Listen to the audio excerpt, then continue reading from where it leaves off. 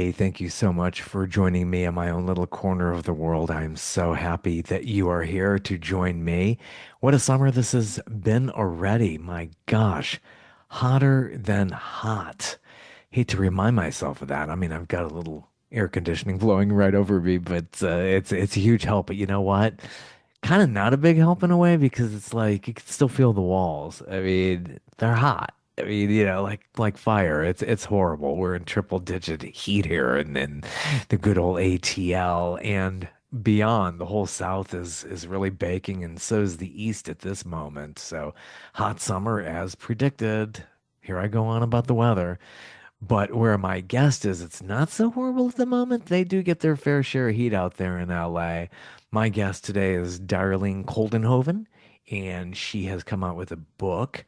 It is called aptly, I got to look at this again. Put Your Dress Down and Sing. Put Your Dress Down and Sing. I have to keep remembering that. It's a great book. I actually read that, and I like to read the book before I speak with the guest. I like to kind of know what I'm talking about here.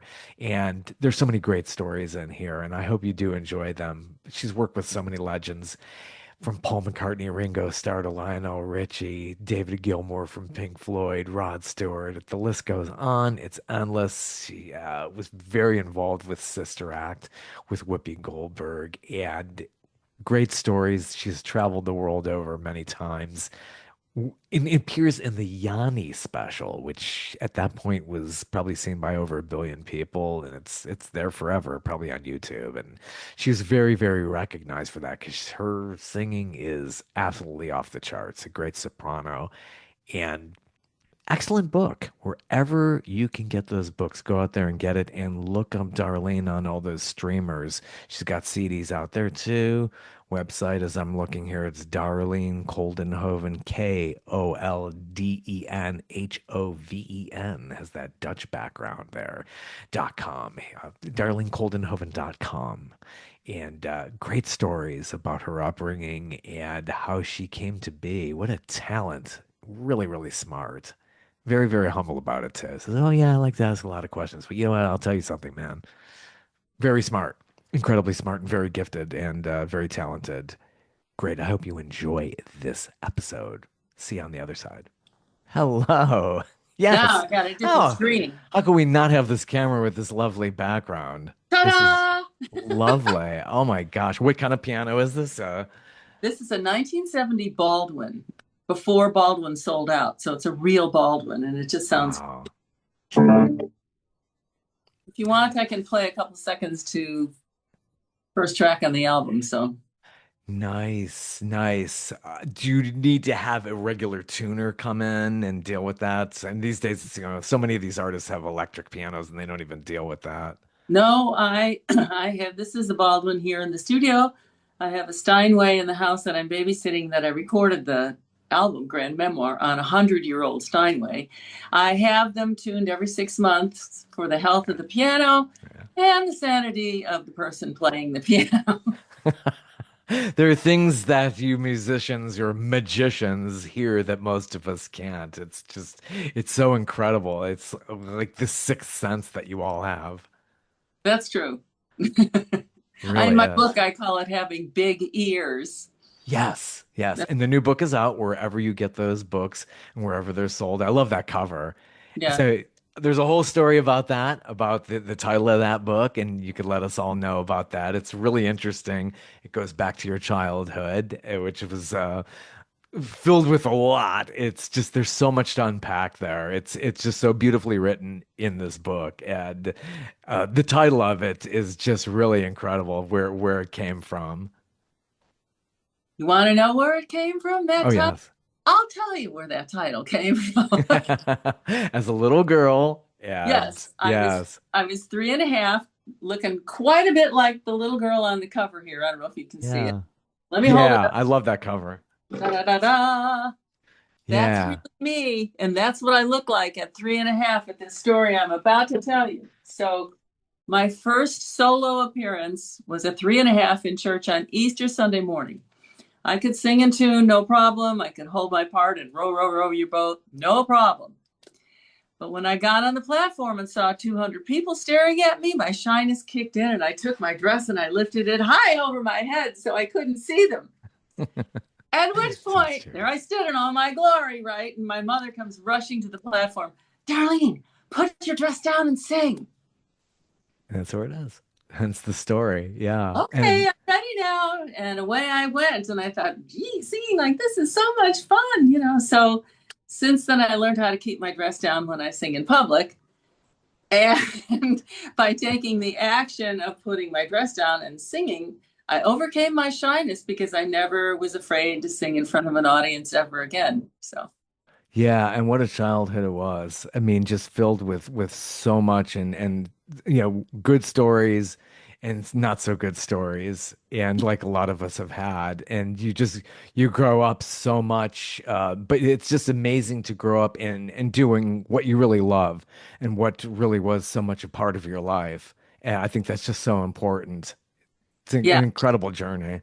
I've been very blessed and I work very hard at it. Yeah, and that comes from your roots, and you go very deep into the book about your roots and where your family came from and how they instilled such a great work ethic. It's so impressive. I mean, when you read this, you basically are inspired. I mean, this is where it really comes from. You more than put your 10,000 hours in. That's true. I'm glad you felt inspired because that was my purpose in writing the whole book from day one, the memoir, you know, all the way through, and not just to purge my life. You know, I wrote it with a purpose, and that was to motivate and inspire people. And the thought of put your dress down and sing to me, what I learned means to change your feelings, you have to take an action. And by taking the action, now you have hope, you have courage, you have insight, and it puts you along a path to accomplishing your goals. So, yeah, that's what the title's all about. And that title and the theme, as you know, runs throughout the book. That's the thing that kept me going through Mhm. all the rough times, and there were plenty of them. Oh yeah, there really are. This was not easy. Even when you have found that modicum of success, you still had, and you're still doing it. You still got to hit the pavement. You still have. You're not immune from any setbacks, and the adversity is there definitely. And it starts when you're really young, Yeah, and then your family saying you can't touch that piano until you're 9. It's like where do they come up with 9 years old? How does that happen? right? And I didn't. I didn't touch the piano until that one day when I was 7 years old. I'll never forget it. Mom, we've got a piano in the house. Don't touch the piano, Darlene. Okay, I obeyed, you know. One day, mom's practicing beginning piano, and I have the coloring book and crayons under the piano listening to this, and she kept hitting the wrong note. She kept hitting F, and she was supposed to hit an E, right? Now, I didn't know that, and I never touched the piano before. I threw my crayons down and I said, Mom, you keep hitting the wrong note. It's this note. And I pushed her hand out of the way and I went like that. And she Yeah. looks at my finger, looks at the note, looks back again, and she freaks out because I had the right note. And she knows I never touched the piano. So she was like, she slammed the lid down. It goes bam. You know, she thought I was like a child of Satan or something because she whisked me away out of the room. You know, she freaked out and she never touched the piano again, except to dust the keys. But that was it. Yeah, it's sad, but it's like there's that anger and that frustration, and you see that with parents, and you pray like you're not even going to be 50% as bad with some of those habits, and it's just so hard because it's ingrained in you when you're very young, and seeing the way that they act, and it's a way to, basically you're learning from them. That's your role model. Yeah. And unless you see that and unless you learn to break that cycle, you will repeat the same thing. And so it was very important for me to learn how to not to repeat the cycle. Yeah, yeah, and you channeled that work ethic, so you're able to accomplish, and you've accomplished. This is just an incredible biography. I mean, all the things you're going through, all the now each chapter is really called an opus, and it's what made you call them opuses instead of chapters? Well, because an opus is a musical term, it means a work of a great epic. And for me, every year of my life was quite epic. And so I decided, well, let's just call them opus. And then it's divided into three sections, which I call Act One, Act Two, and Act Three. So tried to stay with the musical entertainment kind of theme throughout the book. Yeah, and you go chronological, so I do. you really could feel that as you're growing, and so many inspirations along the way too, and some name dropping here. Claire Fisher is the big one that goes way back a bit. If you'd like to let everybody know who Claire Fisher is or was, who died, I Well, think, in 2012. the first time I met Claire, I went to his house in Laurel Canyon, and he had two enormous, big white Yamaha organs.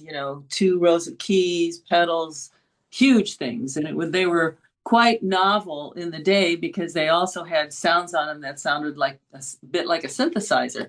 Anyway, he sat down and he played the national anthem in four different keys at the same time. One, two, 2 feet, three, four different keys at the same time.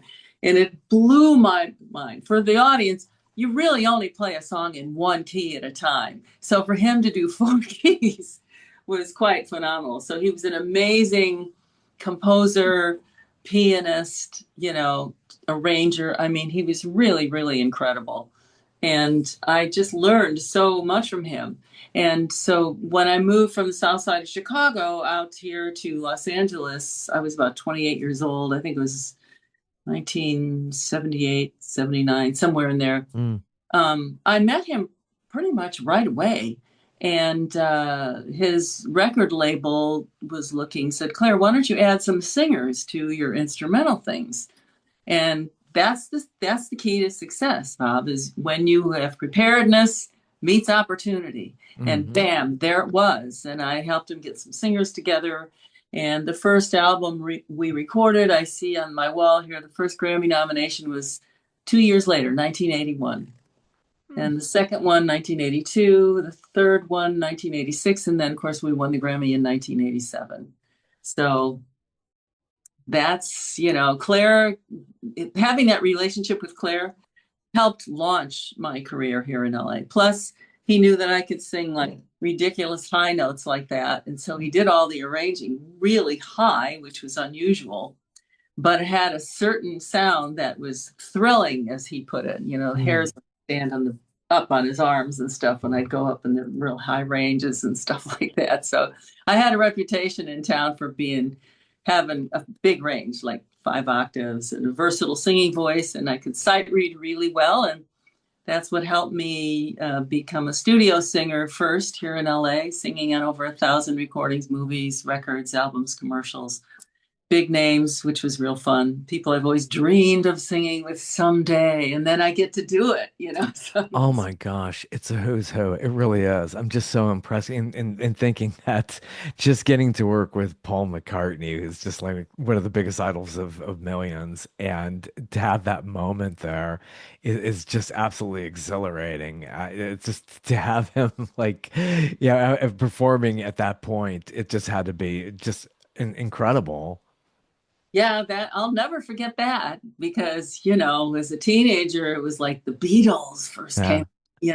and all my girlfriends were going gaga over the Beatles. Everybody had their favorite Beatle. And mine was Paul, of course, like a lot of other young girls. Anyway, so I got called to sing backup for him and Kenny Loggins at Earth Day Festival at the Hollywood Bowl. And so he was sitting at the piano, which was stage left, and we came walking out in a row, the background singers, and I was first because the tallest. And so I ended up standing next to him, not to the piano, not him, to the piano, but not tight up against it, about Yeah, yeah. 60 feet. Anyway, so he's playing. I couldn't help but resist, kind of look over at him and give him a little smile every once in a while, like you do when you're playing on stage, acknowledging other players, right? Well, the song finished, and I'm looking at the audience, and everything, and I see him out of the corner of my eye. He gets up off the piano, comes around the piano, and I think he's just exiting across the stage to stage right. Instead, he stops along the way. He plants a kiss on my cheek right there. Oh, yeah. I wouldn't wash it for days, I maybe didn't years. wash it for 2 days. I was like, "What just happened?" My girlfriends in Chicago would have been green with envy. Hmm.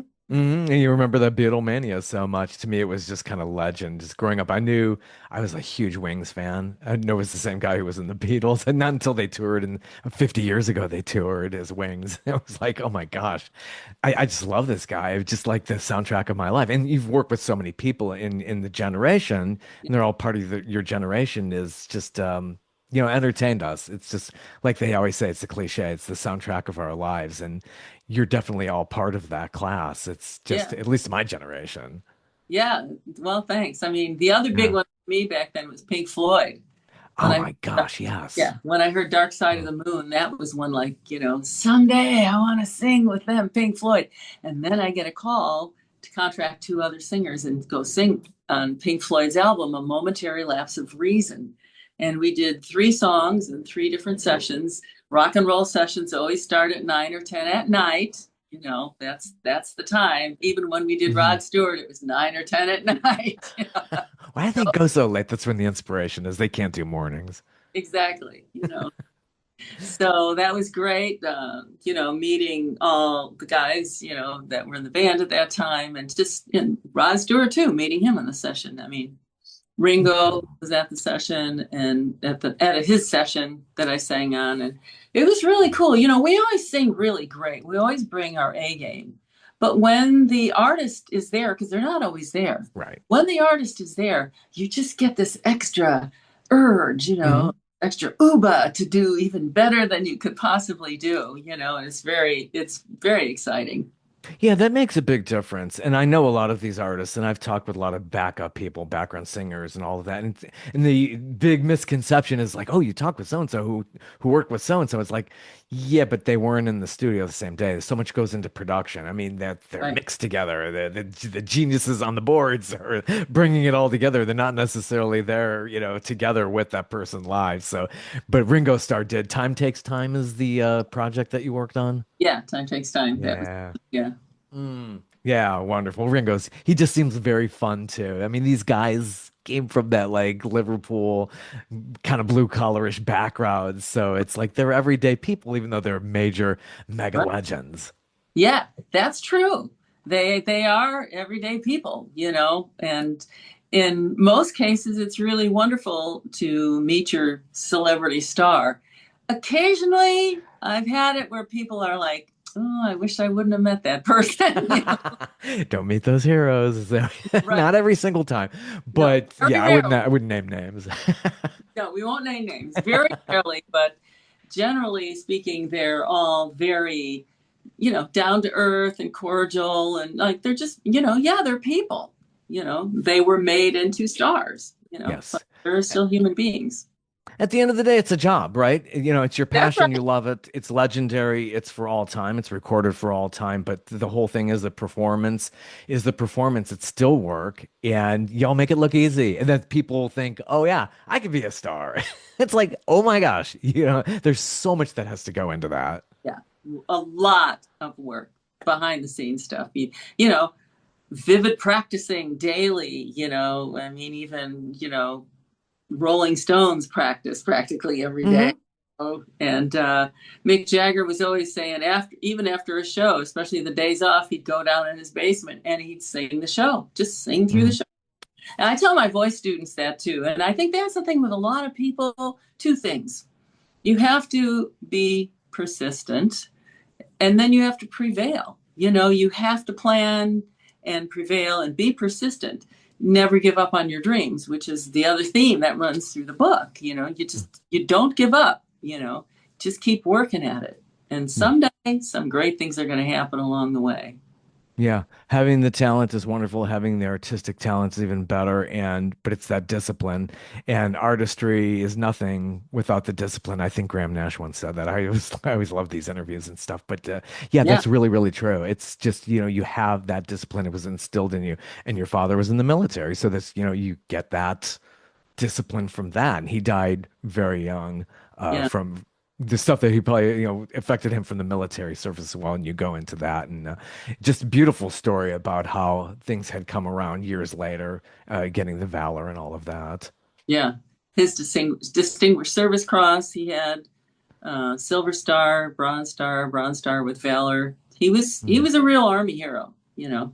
But Totally. I was 14, my sister was 5, and he was 41 when he passed away. So, but Yeah. he had that discipline. You know, Yeah. we were raised with not only the military discipline, but the Dutch Calvinist Which you ethic. go into a lot there. Yes. Oh, Yes. yeah, I did because people, they have to, if you're going to understand me and how I operate, you kind of have to understand the whole Dutch Calvinist religion thing, the work ethic and what that's all about. So, yeah, I had a lot of that. Firstborn, Dutch Mhm. Calvinist, father in the military. I mean, I could go on, but I had a serious case of all of that stuff. It paid off, though. You know, Yes. Yeah, firstborn is usually the leader in the family, and your sister had some challenges as well. Sounds like, wow, yeah, what a heartwarming thing that when you go into that about her and how she was born with her challenges with hearing, it's just an incredible thing. yeah, really was a very unusual condition, very rare that she was born with. It's called bilateral oral atresia, so born with no ears, and Mm. so. But when she was 6 months old, Dr. Tomatis told the world, the medical community, that we don't only just hear by air conduction, we also hear by bone conduction. Hmm. He said that in 1954. In It's 1959, she amazing. was born. 6 months later, she was like one of the first ones to have bone conduction hearing aids, little oscillators. And at 9 years old, it was my job to go wake up your sister, Darlene. And that meant put the hearing aids on her head, and put the Mm. little harness on that had the microphone. And you'd put it on her, and she would just smile at you and wake up because there's sound. And Incredible. then when she was 4, she had experimental surgery. First person died, second person became an imbecile. My sister was the third one to go, and the doctor drilled a hole behind the nubbin, made a canal, made an eardrum, made the 3 little bones and 2 tiny muscles of the middle ear, and connected it to the inner ear that she was born with on the one side, Mm. nothing on the other side. And hers was successful surgery. She had 85% hearing, and her story is written up in the medical journals. So it was quite rare and a miracle. Yeah, it's so out of its time. Who would think there would be any technology way back then to help out somebody with those challenges? And she's just was so fortunate and having the family to really fight for her and Yeah, to really do what they needed to do. It made you all so much stronger. And you're already strong. yeah. So yeah, and strong you have gone through so much adversity with the physical setbacks and all that. Oh my gosh. Oh my gosh. And you know what really got me was the whole situation with mold in the house and how that affected you. Oh, Oh, yeah. I wouldn't wish that on anybody. Oh my gosh. I mean, the way you went through that and went and overcame that, and the stories are just incredible. Yeah, I mean, note to the audience, whenever you Oh, see mold or smell mold, you're only seeing a teeny tiny piece of what really exists, and you got to do something and get rid of it immediately because it can kill you. yeah, you're breathing that in every single day, and I bet a lot of people do. And that's Yeah. the unfortunate thing. And people they don't know they're getting their ailments from something that they're probably seeing. I've gone into houses, I've actually seen the mold in places. It's just, how could you breathe that in? Oh my gosh. No, you wonder why you're tired and fatigued and your brain's not working up to speed. Check for the mold. Oh my God.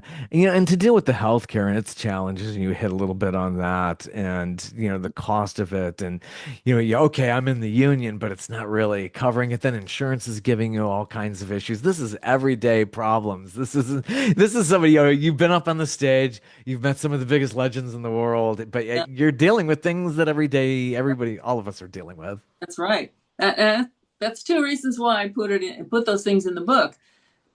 I'm an everyday person. Of course, some of my stories are kind of unique everyday Sure, person, sure. you know, but I'm with you.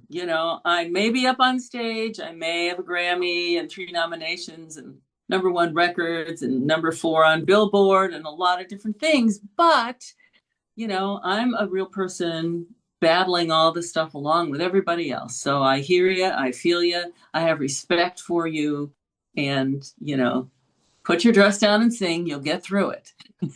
The personal things in life, and we've all dealt with relationship issues as well, which you have clearly have gone through, and it's just Yeah. absolutely amazing. And it just floors me with some of those stories.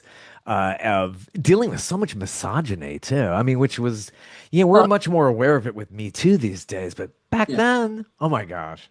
Yeah, back then. But when I was working in the final stages of putting the book together with my editor, we kind of decided, since we had to cut out some words anyway, because I had written so much to begin with, that we would just cut out the chapter about my dating life. But that's pretty funny. I just kept it out though. These days, we can all relate. Yeah, go through it. It's relationships not easy. It gives you some fodder for music, I'm sure, which Oh yeah, tons of artists have gotten some good songs out of all that. that's right. And you've worked with Barry Manilow. That was my first concert ever. My sister was a huge fan of Low. That was my Oh, first concert in the summer of '78. I was a kid, little kid. And they're like, that guy's a genius. Yeah, you shared a bench with him. This is a funny story if you want to tell that about Barry Manilow. well, okay. So let me set it up. So as a voice teacher, a lot of times students come in, and they do what we did. And even as a studio singer, we would do things like sound alikes, where you had to sound alike the artist. And my students would come in, I want to sound like this artist or that artist. Okay, fine. So I had just come from working with a student like that. We were trying to get her to sound like somebody, I forget who it was. So I go to Barry's house for this rehearsal, and me and another singer. And so he says, "Come on, sit next to me on the piano." He says, "I'll teach you your part." Because it wasn't written out. So teach you your part. Okay, fine. So I hop on the piano, I sit next to him, and he starts going. He gets about 8 or 9 notes into it, and out of my mouth, I go, "You sound just like Barry Manilow." Well, I sure hope so. good I'm sense of so humor. embarrassed, honestly. If I had a dress, I would have put it over my head. I was so embarrassed. He laughed. He thought it was hilarious. Absolutely. He gets, a lot of flack and everything because he's not, it's not the cool guy or whatever. But like you look at that, you look at the catalog and the jingles and the stuff that Oh, he's who could write A Weekend in New England? I love that as a kid. I mean, it was like this is storytelling. This is just so deep and emotional. And the melodies, it's like nobody's done that. It's no, he's a genius musically. I think, he's really quite underappreciated as far as I'm concerned. Yeah, and a great showman. I mean, you And could sit I there and say don't- he's Vegasy and everything, but whoa, wow, the performance in him, yeah, it's just so inspiring, definitely. And speaking of performance, the Yanni special is the big pinnacle. You get recognized quite a bit for that, which you take a huge role in the Yanni special. yeah, Yanni live at the Acropolis. Yeah, that was a big deal. Yet back then, for me, it was just another workday. Fly Yeah. in, do this, fly out to some other session with some other big artist. It was another workday for me, basically. You know, but when I got on that platform at the Acropolis, to sing, and at the Acropolis, the seats kind of come straight up for the audience. And at the top, you have the Parthenon, and there was the moon coming up. And I just stood there while I was singing and looking at all of that. And I was just going, wow, this place is a couple thousand years old, maybe. And just think of all the great orators that have spoken on this stage or performed on this stage. And wow, I get to perform here now too. I mean, it was really humbling and inspiring. It was quite a cool thing. And for Yanni for that night, I think that was one of the first satellite performances, and that's why Yanni's people told me it was like 1.5 billion viewers worldwide saw that Wow. evening. Now on YouTube, of course, it's millions more, but yeah, I was the featured soprano soloist in that, and I sang one of my super high notes. I got known, who's the blonde soprano singing that ending way up there. So that Very was good. me. But it took a long time to really break out more as a solo performer, and in the world of music, that's difficult for everybody, especially these days. There's just such an amazing amount of content out there, and it's really, really tough. But you've definitely found your lane in all of that. You have several releases out there now. Infinite Voices is just, you have so Yeah, much material there as well. yeah, that was one. Well, I called it Infinite Voice because I wrote 2 originals on there, and the rest is covers of There's a Sting tune that I did my own way. There's a Mm, couple operatic arias that I did my own way, and things like that. And I just that and Heavenly Peace, the first holiday album I did, had vocally, I think, were just one of the pinnacles for me in my own collection in terms of, exquisite examples of classical crossover singing. It just that's an art that really takes a lot of practice and a lot of control and the ability to make it float and the ability to make it sound and look easy is the goal with that. So those were some of my favorite early albums. And then I kept putting albums out, leaning in the more new age genre, that some were vocal, some were instrumental, some entirely instrumental. And then when COVID hit, I figured, well, now's a very appropriate time to do a solo piano album. mm. We can't be around other people. So I put out my first two solo piano albums, the Grand Piano Spa and the Grand Piano Spa Legacy. Both of them debuted with number 4 and number 8, respectively, on the Billboard Classical Crossover charts. And a lot of the music from that album and some of my other New Agey albums are played in hospitals and hospices nationwide on the Care Channel.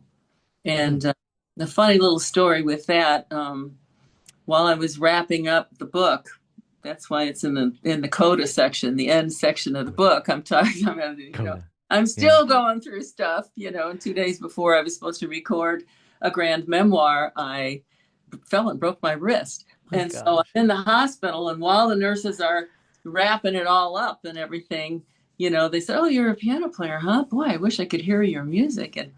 And I listened. I went, "Oh my gosh, they are playing one of my songs on the How on does the that happen? the It's hospital." like, what? Like, do do do do do do. It was Yeah, isn't like that is wild? bizarre. Yeah, because you could be in all these different playlists on streaming, and it's like you get I do you look at your numbers or just like, nah, that's for the number crunchers. I'm an artist. I'm not looking at all that stuff. Yeah, I can't look at the numbers. Once in a while, I take a peek and I go, "Oh wow, that's cool," and then I forget about it because for me, it's just about creating beautiful music for people, to benefit people, to nourish people, to uplift and calm people. That's to me, that's my goal in life. It's really not about me. It's about when I perform, it's about the audience, moving the audience, and healing, because music is so healing, and healing people through the music. And so when I record and when I perform, I sing with a mental intention of that healing, you know, and I direct that to the audience, and some people feel it, more than others. Some people are more sensitive to that and can pick up on that more than others. But, I've had people, I'm singing Nessun Dorma, a tenor aria, that Oh, that beautiful one, yes. aria. And I sing that an octave higher, and people weep and they clutch their chests. And I remember when we recorded it here in the studio, I looked out and I get to this certain part of the song, and the engineer is bawling his eyes out. I go, "You okay?"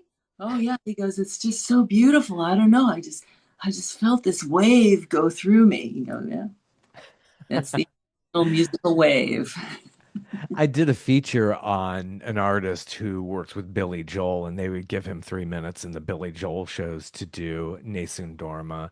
And it's just, it brings tears to your eyes when you're in the middle of a, pop concert and they give him the minutes to do this Right. piece. Oh, it's so moving. I love that. Yeah. It's such a moving piece. And even when I sing it, well, see, that's the beauty of singing, though. When you Mm. sing, your whole body vibrates. All the bones in your body vibrate. The whole body vibrates. So singing just feels great. You just have to do it. So I highly recommend it. You have so many stories about traveling, dog bites. This is and that your toe getting smashed. Oh my God, I'm feeling the pain as I'm reading some of these stories. I know, right? Everywhere. Seems like every time I went on the road somewhere. That's like when I was on the road in Australia with Gloria Loring. I played Oh keyboards my and sang gosh. Yeah. Gloria. And we got some kind of can of tuna fish somewhere, and I had it for lunch, and it made me food poisoning. And all of a sudden, that night on stage, I saw five Glorias and five everybody else, and I passed out. So I rush off stage, and I left one of my high heels on stage. Gloria goes, "Oh, the glass slipper," she leaves, right? Anyway, so they whisk me off to the hospital, and I'm in the hospital, and they're trying to get my information after they gave me some medicine, to Hmm. help, right? So she's taken my, well, now, Darlene Koldenhoven, okay, United States, okay. And what do you do for a living? And I said, well, I sing for a living. And she says, no, no, no, you don't. Because she thought the botulism or whatever I had, it can affect the brain. It can Yeah, yeah. bring delusions to the brain. You can be delusional. She thinks I'm delusional. And so I said, no, no, no, really, really, I'm a singer. And another one, just that moment on the hospital radio comes a song. I don't know, I forget what artist it was. It was some big artist, and I had sung background vocals on it, right? And I said, no, I really am. And I start singing all the background vocals, note for note, word for word. Hmm. And she goes, wow. She goes, you really can sing. Incredible. Yeah, and But so many of these artists. It's just yeah, amazing. Gloria Loring, I remember Gloria Loring in the 80s. I think was she married to Alan Thicke? Was she that was my her? talent. Yeah, I remember that quite well in the 80s Yeah. too. And And those two produced Robin Thicke. yeah, Yeah. love Robin Thicke. Yeah. So Gloria and I was Robin's first music teacher when he was 13. Little piano, Wow. little keyboard harmony, how music is organized, stuff like that. And he was quite talented, so yeah. And then Gloria and I have just been gal pals, the whole time. So, as a matter of fact, she's going to be in conversation with me. I'm doing a launch party August 7 here in Los Angeles. Everybody can Nice. come, tickets at Eventbrite, but she's going to do the in conversation part of that evening. And then I'm going to read some of the hilarious stories from the book. And I'll play several tracks from the new album. So it's going to be a blast. And the audience can ask questions and answers too. Oh, sounds like fun. So out Yeah. in the LA area there, yeah. Those Yeah. out in the LA area. Yeah, that's fantastic. Yeah. It's going Gloria to be. Loring, wow. Goes way back. Did she do Bob Hope specials? Am I thinking of somebody else? Yes, that's how I met her. That's how I met her. Was So a Bob wherever that. Hope Easter special. It was Bob Hope and his Easter bunnies, something. Remember that. and and I sang backup and played synthesizer for her. I strapped on a Prophet 5 synthesizer, which was the first MIDI keytar. Now they're called keytars, right? And so I strapped that baby on, and here I am, like 6 feet in my heels. I'm standing there with the keyboard on, big poofy 80s hair, crimped hair. And yeah, that's how I met Gloria. And that night, that afternoon after the show, we taped, and I said, "Yeah, here's my card. If you ever need anybody to sing backup or play backup keyboards or something for you, give me a call." And then she called me like the next day, and I became the first female to be her bandmate and go on tour with her on the weekends and stuff. And even to Australia, where there was a kangaroo incident Oh as God. well. Yeah, nowadays you see all these videos of kangaroos, like wanting to box you, and Well, it's like, my butt got boxed. Let me my tell you. gosh, I poured some food into my hand, right? And I yeah, hand down, and I'm facing camera because Larry Steelman, Gloria's musical director, is taking the picture. And I got my hand down, and and I had the bag of food in the other hand. I poured some there, bag of food. Kangaroo finishes what's in my hand, sees the bag, and he wants the bag. So now he rears up on their tail, because that's how they box. They rear up on their tail. This is a 7-foot big red roo now over the top of me, right? And he takes his claws and he digs the front claws into my shoulders for support, and then takes those two hind feet and brrr, like that into my butt. I was just, I'm going, get him off. I'm trying to like tiptoe away, and he was hopping on that tail, hanging on after me, kicking my butt. He wanted that bag of food, which now by that time was all over the ground, but still. they are not playing. You Oh think, oh, they're no. so sweet, and everything. I mean, Oh, when they're Joeys. Yeah, when they're Joeys, but not when they're full grown red roos hanging on top of you. That Very was strong. weird. And then, of course, it was a very long 14-hour ride home on the plane with that kind Mm. of a butt, from. Oh, absolutely. Wow.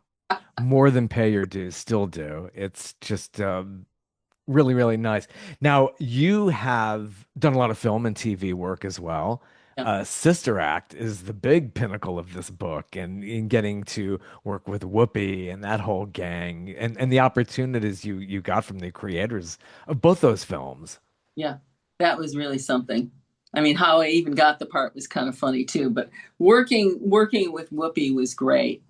And just working, when you're in Hollywood working with this level of producers, directors, executives, actresses, actors, camera people, it's serious business. It's a whole other level of professionalism, and everybody has to bring their A game all of the time. Yeah, And yeah. it's really quite something. Whoopi was hilarious to work with. She was great. For my birthday, she donned Mickey Mouse ears and Mickey Mouse gloves under her nun's habit. And then they Oh, say action, and she'd pull out these Mickey Mouse hands, right? He was cut, that's so cute.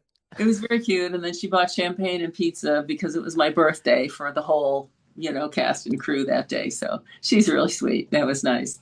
That is, that is. Well, I hope they invite you on The View, at least to, be in the audience and promote your book. That would be nice. Wouldn't that be nice? Yeah, at least just say, hey, hold it up, in the audience. Whoopi could just give you at least a minute. Come on, producers of The View. It's that would be really cool.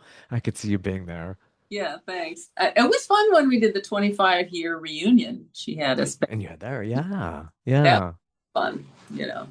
That was fun. yeah. People don't realize those TV audiences. It's really small. That's a small. I mean, they're in a newer studio the last couple of years, but it's tiny. It's like so to put people in there to perform. It's like I don't know how they do that sometimes. Yeah, it's smaller than you think. Yeah. Yeah. From home, it looks huge, but when you're there, no, it's smaller than you think. All of them are. So, It really is. And I love this artist so much. You got to meet him and you told Peter Gabriel about the habit that you had and everything, and he was like really impressed with that. Peter Gabriel is just like, oh my God, there's nobody like that. I mean, what a gift to the world. I know, right? I was a huge Peter Gabriel fan. And I met him backstage at Prince Albert Royal Festival Hall with the Royal Festival Symphony because I was singing solos and leading the choir for David Byrne. Remember David Byrne? Oh yes, and who had been appearing a lot on Stephen Colbert's now defunct Late Show. Yeah, Oh, I love that whole blue getup and everything, and the way he yeah. dances and choreographs. There's some great David Byrne stories in my book, my book too. But Peter is really something to meet him backstage. And I had a tight, short, little black dress on for performing, and I waited until everybody, his line of people talked to backstage, and I just kind of sat and waited and was the last person. So we got to chat for a while, and I told him I was in Sister Act, and he goes, "Oh no," he says, "I can't imagine the way you're dressed tonight. I can't imagine you in a nun's habit." That's So really cool. that was cool. And working with David Byrne was great too. We did some live things. I didn't get to do his album because I was already booked doing somebody else that night. So I didn't get to do the album, but I did the live shows for The Forest. It was his foray into classical music. You have a great story in there about how nobody else was laughing and you were. And Huh? David Byrne says, yeah, you're the only one who got this. Uh-huh. I was so worried. I had flown in and I had not rehearsed with him before. The finale number, spoiler alert, the finale number that he does there. I hadn't heard him do it, right? And my other uh, soprano sitting next to me, she says, "Now listen, I have to warn you. When he starts singing this number, don't start to laugh," because she knows I laugh a lot, right? She goes, "Do not laugh." Okay, sure, fine. And the concert's going along. We were at a beautiful vineyard up the coast in California here somewhere. Beautiful vineyard. Concert's going fine. There's a big orchestra, moon, beautiful outdoor setting. And so now we get to the finale. And I'm sitting here, and David is about 5 people down the row and up one aisle in the riser from me over here, right? So he starts howling like a dog at the moon, or like a wolf at the moon, just howling, just singing some crazy stuff. And I'm hearing this, and I can just feel this, like, oh God, this laughter just building up inside of me. And I'm trying to suppress it.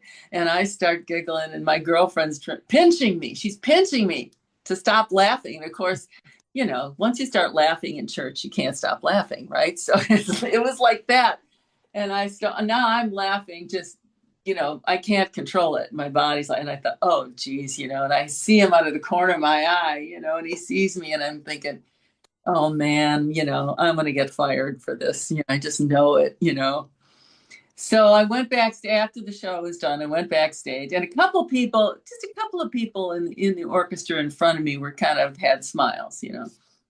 So I went backstage, and I said, oh, David, I said, I'm so sorry. I said, please let me apologize. And he goes, nothing doing. He says, you were the only one that got it. It's supposed to be funny. Yeah. Oh, wow. And What okay, a great story. second night, same show again, right? Repeat. And I'm thinking, now I know that's going to happen. This isn't going to affect me at all. Wrong. I was full out laughing. Everybody in the audience started laughing. The orchestra was laughing. We were all laughing. And David looks over at me and gives me like a look like, see, told you. Great stories. Really, Oh, really great stories. Wow. fun. Yeah. But you did, the session work with Pink Floyd for that album, and around that same time, Sign of the Times with Prince. Prince, of course, didn't Oh, drop by, but wow, that's an incredible release. yeah, that's with Claire Fisher did the arrangement. And it was just me doing that. And he wrote me way up high in the whistle tone range. People nowadays would say, oh, like I like Mariah Carey. And I go, oh, yeah, or I like Darlene Koldenhoven. But either way, it works. But I'm up there. And so I was doubling the real high strings, and then to give this really unique kind of an eerie sound where it doesn't sound like strings because there's a voice singing kind of over that, right? And then I also went way down low, down here in the cello range, singing, warm tones with the cellos. So the whole thing created a very unique kind of a eerie sound. It's very cool. I was very honored that I got to do that on that album with him. I wish Yeah. Prince was there, but he wasn't at the session. It's too bad. Yeah. Yeah. When that came out, I was just like blown away by that entire concept. It's like this guy just keeps getting better and better. I mean, it's just like everything he's coming out, he's so creative. Nobody's doing what he's doing, and just impressive to be a part of a project like that. That's just has, another feather in the cap, and a very large cap too, as well. It just Yeah. all these artists that you got to cross paths with in Los Angeles, and you have those Chicago roots. A lot of music that's come out of there as well, Right. and yet a kind of that connection to Pete Cetera from Chicago. Yeah, his brother Kenny. I didn't have Yeah, an escort for the Grammys, and so one of the composers I worked with recommended. He goes, "I know somebody who's single that would escort you, and he's tall enough. Kenny Cetera." I said, "Like Peter's brother?" He goes, "Yeah, like Peter's brother."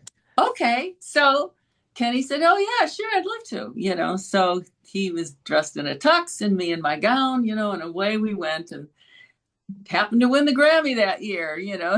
So yeah. he got a big kick out of that. And then Peter was doing an album. So Kenny says, hey, come on, let's sing on Peter's album. Mm. So we did Peter's album. And then Peter was producing Agnetha Falskog from ABBA. And so I got to sing with Kenny on her album too, and Peter. So we all got to sing together. But yeah, they grew up also on the south side of Chicago, a few miles from where I grew up, not too far. Yeah, that was kind What of fun. South distinctive side of voice. Chicago, man. Yeah. tons of talent come out of there. I mean, seriously, that is again that soundtrack of our lives. I mean, that voice, and he really did want to strike out so much on his own too. You know, that struggle to become solo and to say, Right. hey, well, yeah, there's Chicago, but you know, there's Peter Cetera here. I'm Yeah. doing some really good Oh, stuff. and you know what was interesting for me is that familial blend. So Kenny sounded a lot like Peter, you know, Mm. and that was like one of those uncanny stories. This time it was, gee, you sound like Peter Cetera, except it was Kenny, right?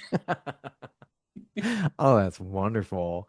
And you got to work with Robin Williams at Oh, the oh, Oscars. Oh my oh, gosh, yes. I saw him live. I was like 15. He did a stand-up as part of a benefit show for the senator in Ohio at that time. And he shared the stage with Chevy Chase and Peter, Paul, and Mary. It was the strangest combo. And I remember seeing Robin up close doing his act, and you know, a lot of stuff was kind of going over my head at that time. But yeah, boy, the energy coming out of that guy was just, I was just like oh yeah. totally mesmerized. Oh yeah. That's you nailed it straight in Oh because my it God. was the energy coming out of him, you know. I got to work with him on the Academy Awards. We did a song called Blame Canada, you know, from South, Hmm. which is kind of ironic nowadays. But anyway, I know. I remember that so clearly too at right. the Oscars. Yeah. Oh, what a performance. Legendary. This is the way it was going, you know. So Robin picked me to be his wife in the skit, right? Had his kooky blonde wig on and everything. I mean, it was very, very funny. But that guy was amazing to work with because, yes, you have, you know, the energy that he exudes when he's on camera and how funny, incredibly funny he is, right? And of course, he has his serious side too. You know, but he's such a professional. And the thing I loved about him is off camera, he was so professional and so kind and so loving to everybody. He made sure everybody was taken care of, down to the gaffers and the grips and the people serving the food and us, you know, the background people singing with him and, you know, everybody. He was just so open and kind and warm with everybody that for me, it was totally fascinating to see go from the crazy Robin you see on all his hilarious things to the work ethic and how his work energy when you're just working off camera with him. I mean, it was really a lesson. I think he must be maybe one of my favorites to have ever worked with, you know, in Yeah. terms of his ethos of work, the talent, the energy, like you said, that comes off the guy. It was amazing, really amazing. Yeah, he left us with so much work, so many films and specials, and I have some of his albums. Yeah, I was just always just mesmerized by his timing and the way he can quickly come up with ideas. Yeah. Totally blew me away. Even as Yeah, a that was the same way in rehearsals too. You know, oh, you know, he had an idea. Oh, okay, you stand here, you do this, you do that, you do that. I mean, this is the way it was going, up, like that during rehearsals. You know, it's great. I loved it. Yeah, it just had to be so amazing. And what's happened is like in things like Sister Act, where you taught people, you're leaning into your teaching skills there, and you taught an entire chorus how to get something down right. That it Yeah, must be, it sounds like a very exhilarating feeling that you get from teaching that just gives you that natural high.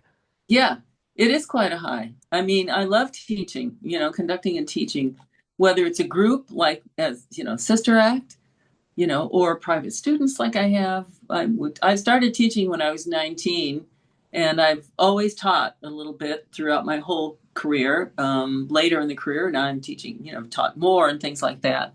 But the feeling that of seeing someone else's face light up through music and the feeling that they're discovering their voice and their confidence and their personality and their artistic ability to bring that out of a person and to see their face light up and then to watch the ones that do what I say are successful.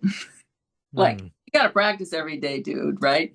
And and just to see them blossom and grow, you know, it just it just means so much to me. I get so much out of that.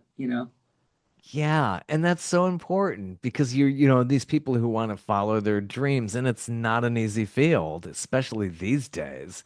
No. I don't know how you navigate it now that you're getting into things. We keep saying AI is getting into this, and we're not gonna know what's real and what isn't. That it almost kind of depresses me to know that technology could really go that far. But it could also be a good thing in some ways too, but it has to be used responsibly. And it seems like there are no guardrails there. No, not yet. They're trying though. And for us it's again, when you have a new technology, those that are at the front of that working with it, we have to figure out how to pave the way for the ones that come after us using Mm, this technology or not. I know there's a lot of things people say, we don't want AI, no AI music, or if it is AI, it has to be designated AI or mm, assisted AI. They have terms they're coming up with now. And the sad part of it is that, a lot of what you hear on the streaming platforms now is AI generated stuff. And mm, that's just so sad because there's so much great human stuff that you can barely consume in a certain amount of time. So mm, I don't know what's going to happen. I feel like, I was lucky enough to, because even in studio singing business, that has changed, that has filtered out. The business in LA has changed. Everything has changed, but it seemed like I got to kind of catch the last wave of each thing, and ride it into the career that I had. And honestly, I just feel so blessed to mm. have had this career, and it's continuing. So I'm not done yet. No, you're not. You're still creating. Yeah. There's no retirement here. It's just, and you share the same birthday with John Lennon. You go, he was born a few years before you, but Yeah. same birthday. So there's that kind of energy. And you met Julian, and did you work with him a little bit? Yeah, I did a session with him once. It was just Julian and I. He had written some tunes, and I was called in, go in and help Julian, with the background parts. He'll sing something, you can comment on it or sing it back to him so he can hear it, so he can hear it in person, what he's hearing in his head. So yeah, he and I got to sing together on the mic, for a few hours on a session. That was great. And I happened to mention, I said, yeah, I have the same birthday as your dad. And he says, oh yeah, and my brother Sean too. Right. So Yeah, yeah. small world. It's weird. It's kismet. It's definitely. But so basically, you had the connection to all the Beatles because you talk to George Harrison on the phone as well. Yeah, that was a trippy one too. So the final piece of the puzzle there was George. Yeah. Oh my Jim gosh. Baldi of the band Traffic. I had met him through Dave Mason up in Ojai, gig I was doing, and Jim came down to LA. I said, "Oh man, you got to come and see my studio." So he came over to here, the studio, and we started working on a tune together and stuff like that. And he was going back to London, so he gave me his travel guitar and a beautiful banana skin notebook. And he says, here, keep this. I couldn't think of a better person who would appreciate this more and take care of it. So while we were writing, we took a break and he says, hey, you mind if I give George a call? Now, at that time, long distance to London was quite expensive, right? I'm sure. And I said, George, yeah, sure, George who? And he goes, well, Harrison. And I was like, okay, No sure. way. I Oh my didn't God. care. The phone's right over there. Sure. Wow. So that was cool. He gets on the phone, he's talking to George, and he says, here, say hi to George. So I got to say, quick hello to George. And so that was very cool. All very down to earth. And Julian sounds like he's really sweet and he got really into photography as well. Very artistic Yeah. kid of John Lennon's. Yeah, he was. And he's a very, very sweet guy. He's very cool. Yeah, yeah. I mean, those people who you work with, yeah, a lot nicer than you would have thought. And you got to do so much. And working with Rod Stewart had to be incredible too, as well. It's just amazing how it all comes full circle in life. That was another case of he comes walking in, and I was like, wow, you look like Rod Stewart.